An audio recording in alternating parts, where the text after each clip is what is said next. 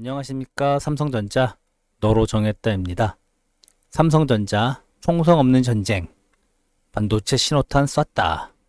TSMC 반도체 경쟁 업체들 긴장해라. 차트 잠깐 보시면요, 반도체 전 세계적인 투자 열풍, 최근 전 세계적인 반도체 품귀 현상은 수요 급증과 일부 생산 라인의 셧다운에 따른 공급 감소가 맞물린 결과이다. 여기에 수요가 부족하면 당연 공급을 늘려야 하는데, 반도체 증설에 걸리는 물리적인 시간까지 겹쳐지면서 이런 공급 부족 사태가 점점 커져가고 있는 거죠. 2017년부터 이듬해까지 메모리 반도체 슈퍼 호황기가 지나가면서 반도체 제조사들은 설비 투자를 상당히 줄였습니다.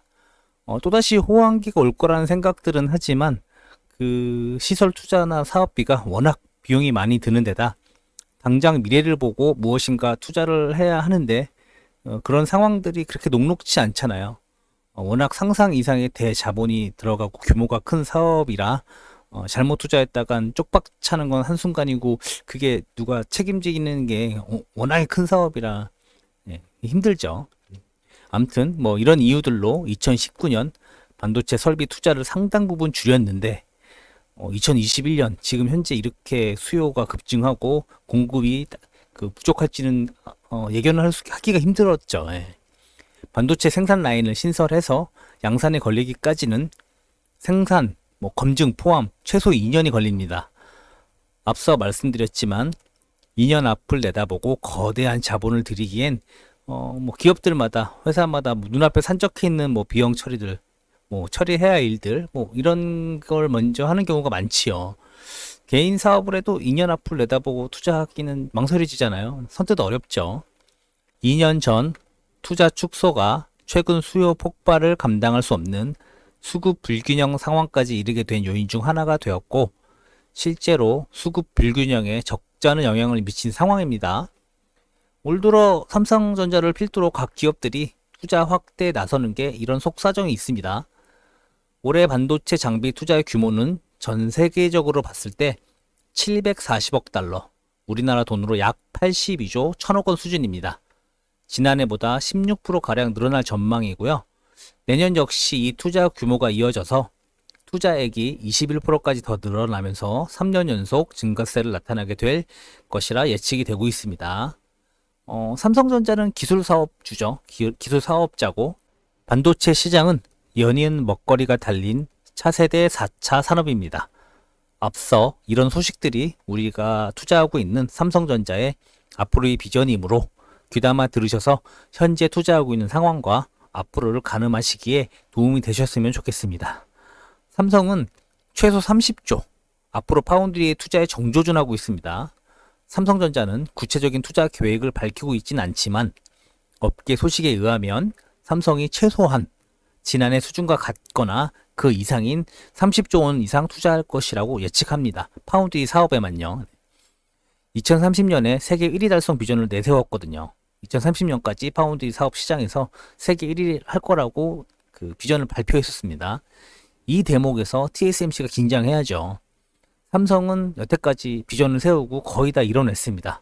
메모리 반도체 시장에 첫 진입한다고 했을 때 전 세계 각국 시장에서 정말 코웃음치기 바빴잖아요.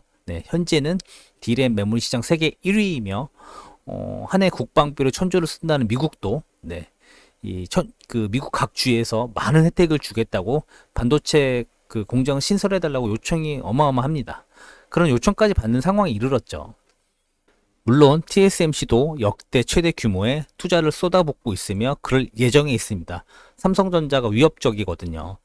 현재 미국의 3개 메가팹, 그러니까 반도체 파운드리 생산 시설 단지가 큰 거를 메가팹이라고 하는데, 원래 3개만 투자 계획이 있었는데 6개 정도를까지 늘린다고 그런 기사가 나왔었습니다. 자칫하다가 선두 자리를 뺏길 위협을 느끼고 있는 거죠. 현재 파운드리 시장 점유율은 7대 3 정도로 TSMC가 7입니다. TSMC가 현재 앞서 있습니다. 삼성전자 주총이 있던 날, 삼성전자는 파운드리 세계 1위 대만 TSMC 경쟁과 관련하여 규모의 경제가 중요하다며 효율적인 투자로 적기에 적재적소의 생산 능력을 마련하고 격차를 줄여나가겠다고 말했습니다. 현재 TSMC 투자 상황, 기술 상황 등을 삼성전자는 면밀히 관찰 중이라고 생각이 됩니다. TSMC를 뒤집고 판을 다시 짜게 되면 상상만 해도 짜릿해집니다. 우리가 가지고 있는 삼성전자 주식의 가치는 지금보다 훨씬 정말 값어치가 있어지겠지요. 반도체 공급 부족 이슈는 단기 이슈가 절대 아닙니다. 총성 없는 치열한 전쟁이죠. 해외에서는 석유 한 방울 생산 안 되는 우리나라, 더 나아가 대만도 같이 엮어가지고 마치 산유국가 같다. 기름이 안 나오는데 반도체를 찍어내고 만들어내는 사업체를 보유한 국가, 이렇게 치켜 세우면서 부러워합니다. 미국도 발등에 불이 떨어졌죠. 원래 반도체 기술주 전부 다 미국이 월등했었는데요. 이런 기술 반도체 패권을 빼앗아 와야 된다고 미국은 생각하고 있죠. 차트 보시면요. 조 바이든 미국 대통령이 워싱턴 백악관에서 반도체, 휘토류, 배터리 등 핵심 품목의 공급망을 확보해라, 이런 행정명령에 서명을 했죠. 내용 잠깐 보시면요. 반도체 공급 부족이 단기 이슈가 아니다라는 전망, 4차 산업혁명 분야에서 인공지능이나 자율주행, 사물 인터넷, 로봇, 드론 같은 새로운 시장이 발생하다. 공장을 새로 지어서 지금 당장 부족한 반도체 공급을 커버하더라도 조만간 다시 공급 부족이 발생한다.